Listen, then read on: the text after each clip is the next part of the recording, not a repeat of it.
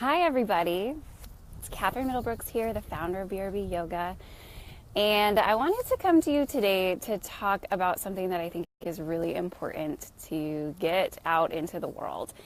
And this is really the concept of thinking of pregnancy as an injury to your body, which would mean that then the postpartum period, the immediate postnatal period, should be treated as a time of rehabilitation.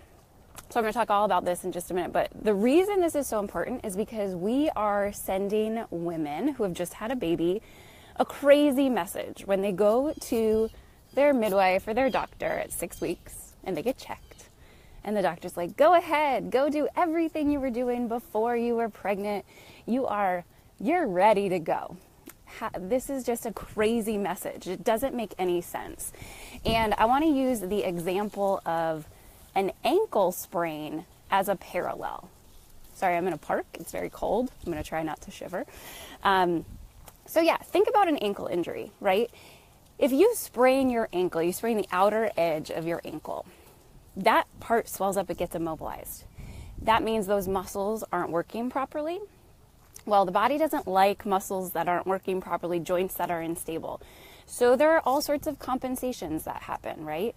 You won't be putting weight on the outside of that ankle. You'll start shifting more of the work, the muscular work, to the inside of your ankle.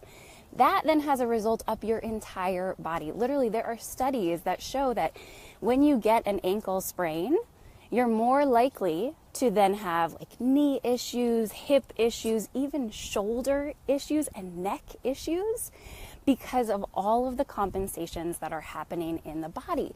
When the body has a muscular imbalance or a joint issue, what happens is other areas start taking over to support and stabilize whatever is injured, right? So for someone with an ankle injury, you're not going to be like, hey, you had this ankle injury. Everything is now working completely differently, but just go ahead and go run that half marathon. Go ahead and go do that HIIT that you were doing before you hurt it. Yeah, you waited 6 weeks. That's cool. You're good. No, what they're going to do is say, hey, you sprained your ankle. We've let it rest. We've let it heal. Now let's start rehabilitating it. Now let's start balancing out the muscles. Now let's start getting the joint to work properly again so that you can safely go do all those things that you did before, right? That's what they do. That's the way it happens with an ankle. Now with a pregnant body, what we say is 6 weeks, let yourself rest. Okay, go back and do everything you did before. That's crazy. What we need to start doing is say 6 weeks, let your body rest, let it recover.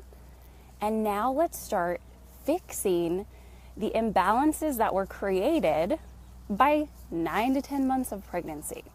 So let me just talk a little bit about all of the compensations that happen in a pregnant body because it's amazing.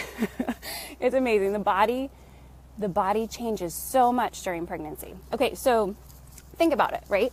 You're growing a giant baby in your belly. Sometimes there's 2 in there. Sometimes there's 3. Like that's big. So the core muscles, even if you're working on keeping your core strong during pregnancy, those core muscles get weak and they cannot support the body in the way that they did before you had a baby growing in there. So the core muscles are weaker. The core is very much responsible for stabilizing the spine and keeping the spine safe. So if the core isn't working, here are the compensations that happen, just some of them. There are more, but I'm going to just list a couple. So when the core is weak, the body is like, we need stability. This core that used to hold me up, it's not holding me up anymore. So to take over for the work of the core, what happens is the paraspinal muscles along the back get really tight. Your back starts doing a lot of the stability work that the core used to do. The other thing that turns on and works really, really hard is the psoas. The psoas is a big hip flexor and it connects it actually connects to the spine, and it connects kind of right under your rib cage, and then it wraps around the front of your body and goes down over your pelvis and connects to your inner thigh, right? So that's a huge area of the body. That hip, the psoas is designed really to move your legs, but when the core isn't working, it starts working overtime just to help stabilize the spine. So the core isn't working, so now we've got tight back, tight psoas, tight hip flexors. Well, the other thing that's going on is that the core, because the abdominal muscles they connect to the ribs and the pelvis, they're a big stabilizer for the pelvis too. So you have to have strong core muscles to keep your pelvis stable. When your core isn't working, your pelvis gets a little loosey-goosey, and usually the psoas can help kind of stabilize that, but the psoas is now working overtime to do the work that the core is supposed to be doing.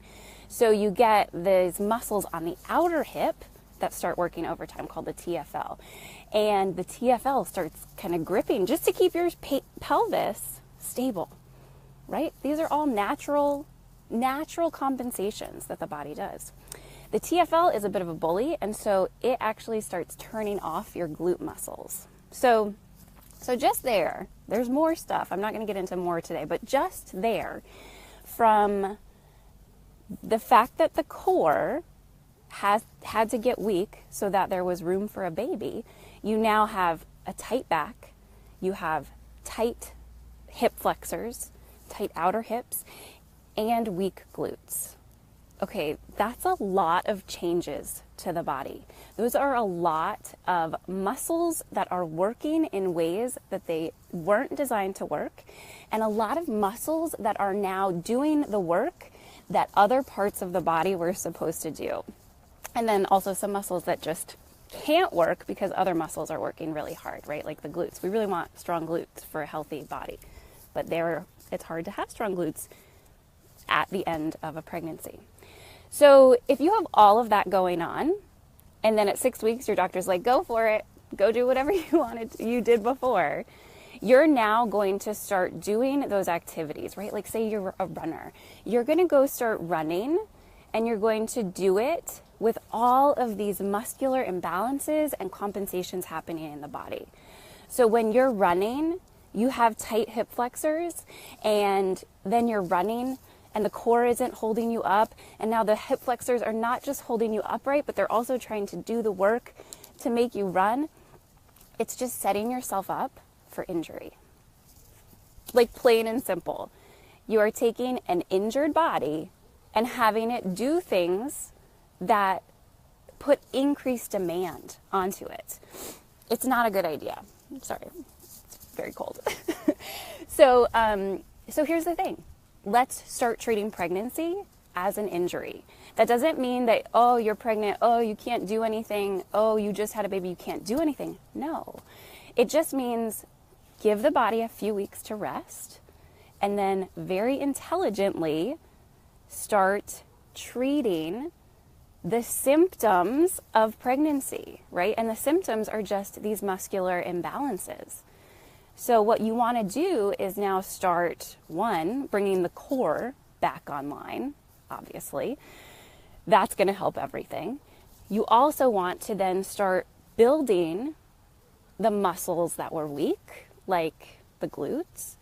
And you want to start letting the muscles that are overworking start relaxing. So we need to release some of the work that's happening in the hip flexors and the back muscles.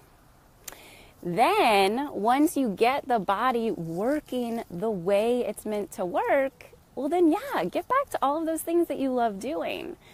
But if you skip that step, if you skip that sort of rehabilitation step, you're setting yourself up for injury and issues down the line, simply because your body's out of balance, and you're going to perpetuate those imbalances and probably make them worse by putting increased demand of high intensity activities, or even things that aren't high intensity, things like yoga, right? If you do yoga and your body is all out of balance, Well, if your core is not supporting you and you're starting to ask yourself to go into these lunge positions in yoga or go into an upward facing dog, those tight back muscles, those tight hip flexors, they're going to be doing all the work. Hi, Rachel. Hi, Jennifer. So that's it. That's all I have for today. I'm going to be coming on live really a lot more lately. I've got lots to talk about, but probably next week, I think I'm going to talk about just, so where do we start, right? Where do we start? Because there's so much going on. I just talked about all of these compensations. So where do you even start? So next week, I'll talk about where do we start and kind of what the approach is. But if I could give one message to every woman out there who has had a baby, it is give yourself the time after you've had that baby. Give yourself time to rest. That's so important. It's so important. Give yourself the time to rest. And then, sorry, my phone's almost full. Rehabilitate the body so that it's working the way it's meant to work. And then start doing all those things again. Okay, that's it. I'm going to throw down below, I have a free masterclass where you can learn kind of about my approach for doing yoga if you have core weakness or a diastasis. So I'll throw that link below. I'd love to have you check that out. And that's it for today. I'm shivering, so I'm going to go warm up in my car. Let me know if you have any questions about this. If you're watching it now or later, feel free to throw your questions in below. Thanks, guys. Bye.